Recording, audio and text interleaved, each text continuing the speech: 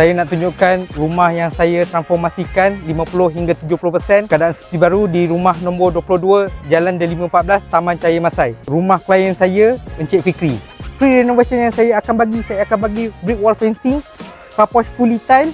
Saya akan pasangkan awning untuk depan ni. Bahagian dalam rumah ni, ground floor and first floor dah siap dengan mozaik. Untuk bahagian hall, saya bagi false ceiling berbentuk L-box cornice, 6 downlight dengan T5 keliling. Untuk first floor, di bilik master bedroom, saya masukkan flat cornice, 1 downlight, 1 kipas. Untuk bilik yang kedua, saya bagi flat cornice, 1 kipas, 1 downlight. Untuk bilik yang terakhir di first floor, saya bagi flat cornice, 1 kipas, 1 downlight. Ini adalah bilik yang terakhir. Bilik terakhir saya pasang skirting cornice.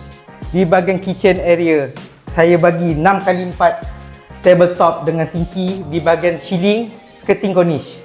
Free renovation yang saya bagi kepada Encik Fikri, confirm akan dapat 50 hingga 70% keadaan seperti baru.